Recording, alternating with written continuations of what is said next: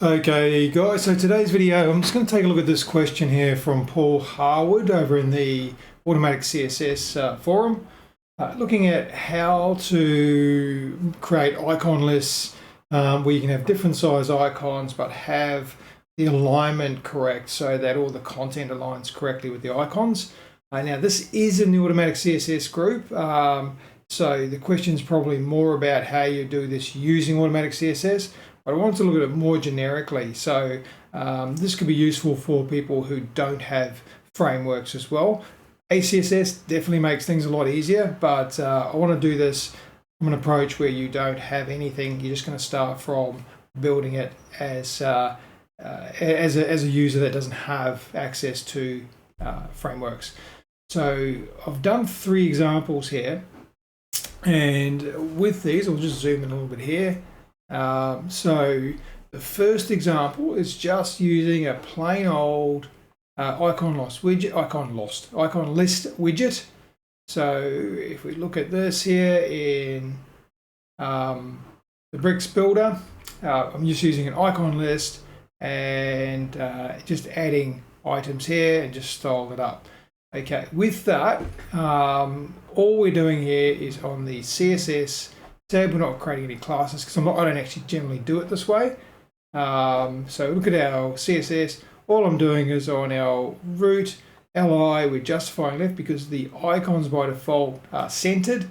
So we're just telling it to justify the content to the left, and then we're targeting the icon and setting the width to 20 pixels in this case, and that gives us the correct alignment here.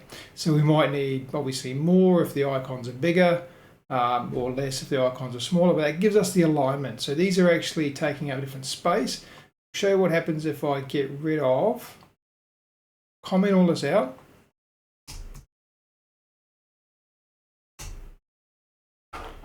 and save that, and let's have a look at what has happened here.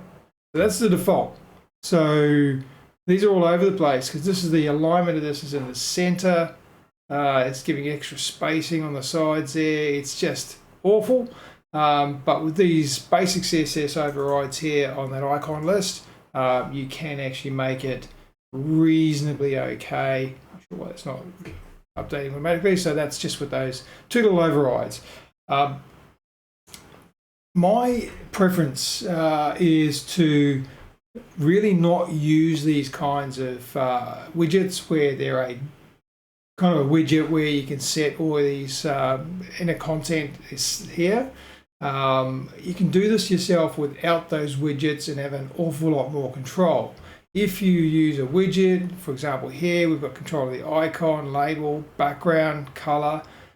There's no control individually over the icon, styles or colors. So for me, it's not a good way to do it. A better way to do it is to build this out yourself. And I'm going to show you 2 other methods of doing that. So yes, you can do that with some simple CSS, but I wouldn't do it. I wouldn't do it that way unless it's something really, really basic that I want. Okay, so I've got 2 other examples here. One using flex rows and the other one's using a 12-column grid. And what I want you to do is just have to think about this and work out in the different scenarios which would be the best solution for you, because it's not going to be the same for everyone. Let's look at the flex rows. So if I look at the flex rows here, so I've got, look at my DOM, I've got a UL, and on that UL, I've given it a BEM name, which is called Icon List Flex, and then underneath that I've got an li, which is Icon List Flex item, and then under the item I've got a div, which is a wrapper. I probably should have called that my wrapper, so this is called my item icon. Then I've got another div, which is my item content. So that's my structure, and then basically you duplicate out these LIs and change your content. All right. So how this works is on the first top level on the UL, we've got some locally scoped variables, which I'll talk about when we get to the brick side of this. So we can override these on a per instance basis and at different breakpoints. Okay. Get rid of the list style, get rid of the padding, get rid of the margin, set our display to flex column with a row gap. And the row gap comes from here. So we can override that again on a per instance or breakpoint basis. That's all there is on the UL.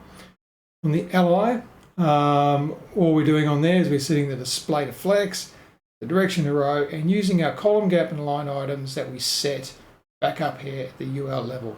Okay, and that's all there is to that side of it. Now on the wrapper for the icon, we're just setting the width on that to our icon wrapper width, and then it's just a standard icon inside there. I do have one other thing I put on there, which is I'm targeting the from that wrapper, I'm targeting this BRXE icon and setting the font size, so you control the actual font size. If you're using SVGs, you don't need to do that. You can set the the width to 100% or something and let it scale. But because these icons are using a icon font, we've got to change the font size. So it's not going to scale properly. We've got to change the font size. So that's why I've done that.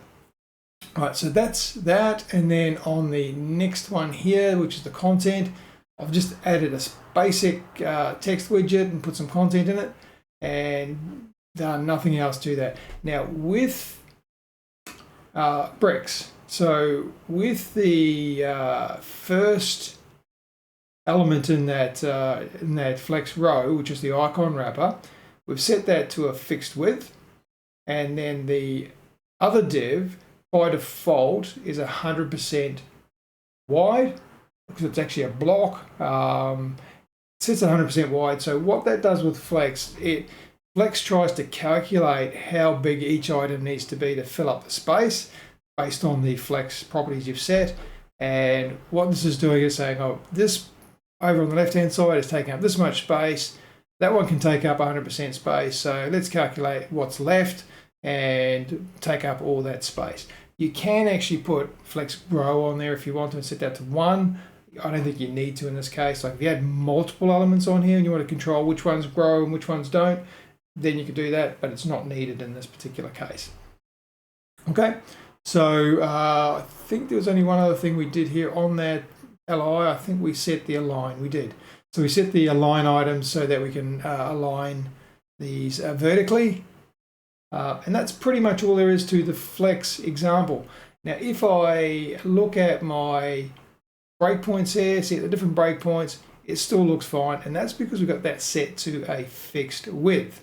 And we can actually override variables to change the width and the size of the font for this icon here if we want it to display differently at different sizes. Pretty straightforward. That's okay, and I really like the idea of this because it's simple.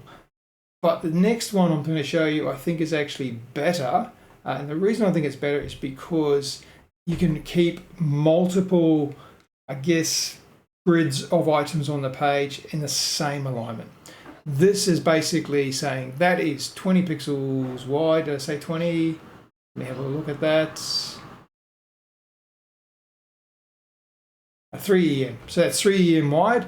And if we had something up above here and that's 2.5 EM wide, then we're going to have different alignment on different elements. Okay, so this is an easy thing to do, but it's not easy to keep the entire page content in the same alignment.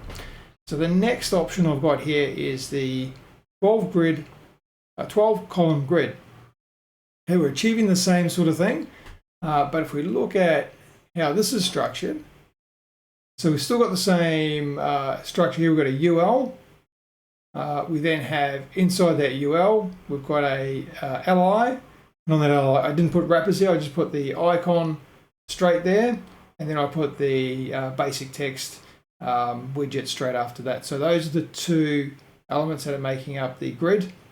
So all right, so that's the main difference. But you can see here, if I look at this one, and by the way, I'm always using BEM naming here so we can keep it nice and simple. So we look at this icon list grid here. That again, we've got some locally scoped variables that we can override. We're going to set our width of that to 100%. We're going to set the, we could have actually just made this display a block, but I've just set the width to 100%. No, we couldn't do display blocks, so we're going to change it to flex. So get rid of the padding, get rid of the margin, get rid of the list style, so the dot on the LIs, set the display to flex, direction to column, and use our row gap. So that's the gap between our grid rows of items. Okay, now that's pretty straightforward. Then on the ally itself, what we're doing is we're targeting the grid item as the ally, and we're setting our display to grid, and we're creating a 12 column equal column grid. Okay, now this is actually an important distinction here, which is something I didn't realize until recently, but if you just put that as 1FR, if I just did 1FR, it generally works okay. Okay, but when you do 1FR, what that's actually doing is actually just do an F5 here because I just messed that up. So when you type just 1FR, what you're actually interpreting in the browser is this. So what you're interpreting is the minimum or min-max of auto 1FR. Okay, so what that means is that if you've got an element in that column and the size of that element is determined, say, with a width, could be an image or a block or whatever you put in there, and it's got a image, the calculation is auto, which is going to be calculated based on the size of that element. So your minimum is not 0. Your minimum is whatever the calculated minimum is of that that element. So it's better to say 0, so it's anywhere from 0 to 1FR, which means it's always going to be one fraction. So that keeps all of the columns identically one fraction wide. Okay, so that's just a little tip for that. And then a typical aligning item. So we just got everything aligned vertically here. So you can change that to top. I think it's on center at the moment. It is. So top, bottom, center, however you want these to align. Okay, so that's your item. And then on our first element, which will be our icon, we've got a BEM name here, which is just basically the block with dash item, item icon. And we're just setting the grid column to the icon span, which is from line 1 to 2. We're setting our font size, which is 3EM. Okay, that's for the icon font. And then on the div here, which is the text, we're setting that to our content span, so grid column on there to our content span, which is from 2 to the end. Now, what does that actually mean? Let's have a look at our layout and turn on the grid item, first grid item here. Okay, it's going to turn on some of that so we can see the actual numbers. So what we're seeing here is when you're looking at grid, line 1 is the very far left, line 2 is the start of the second column, line 3 is the start of the third column. So our icon here, we want to go from line 1 to line 2, and then we want the content to go from line 2 to the end. So that's what this here is. So content span here is 2 to end, and content span there is, oops, wrong one, is from 1 to 2. All right, so where this is actually really, really powerful is that we've got an icon list here, and we're aligning everything to this grid here. Let's say we had some cards above this. We might have a card that goes, maybe 3 columns wide, so it goes from line 1 to line 4. Okay, and then we have a column gap, and then we go from line 5 to line 8. And those will be identically aligned with whatever alignment we've done down here. So it's a really good way of keeping content aligned perfectly vertically by using the same methodology for all of the elements that you put on the page that you want to follow this alignment for. So I think it's better because with this method here, see how that line there doesn't line up with that edge there because we've just told that that's 3 EM wide. Okay. Now on another section here, 3 EM might be a different value, so we're going to actually have a different width, and it just gets messy as far as vertical alignment. So I really like the idea of these 12 column grids for aligning your content. All right, so that's my preference. The preference that you have will be entirely up to you, but that's how I will do these. And this way you've got complete control over what do you put in there, what do you put into the content. This could be a block and you can stick a photo, you can stick more icons, you can stick whatever you like in there. You're not restricted by using these preset settings that you can have because you just want an icon list. Total control when you do it either of these ways. This way is restricting your control, so I'm not really keen on that. Okay, so let's have a quick look at where we put the CSS for this. So this is something I actually been looking at this for a long time, trying to standardize how I do things, and I like the way that they're doing things in frames now, where what they do is they create on your top level BEM block. So this one's called Icon List Flex.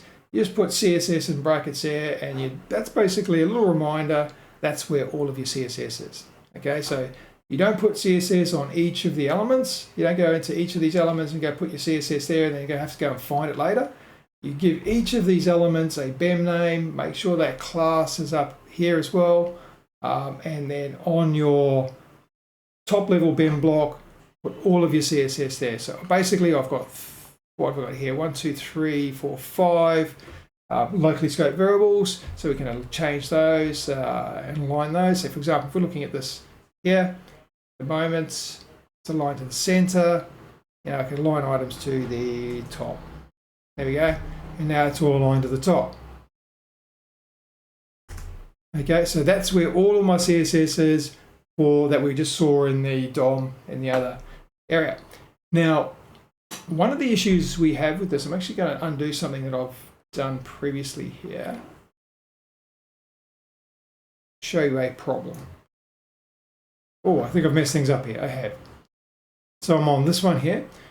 So you can see here that at this breakpoint here,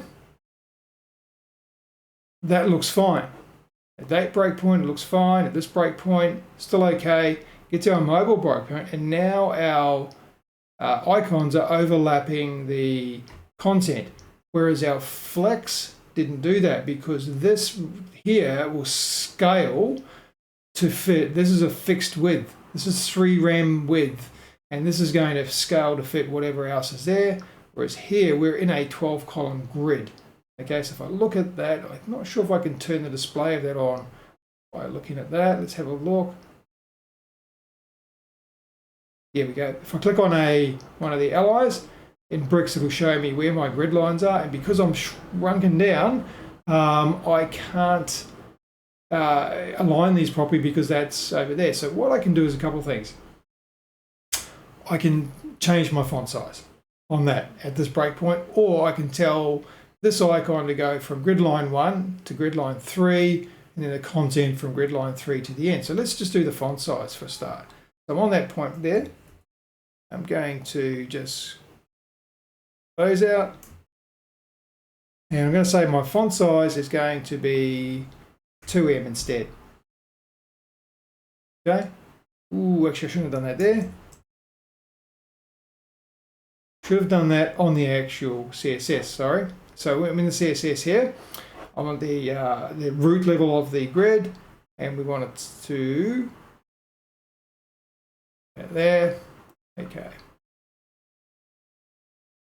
You've got to remember where you are in bricks when you do these things. So we're back to, this is what we're looking at. If I change my font size there to be 2M, okay, now it looks okay. Okay, maybe it's 1.8M. Oops.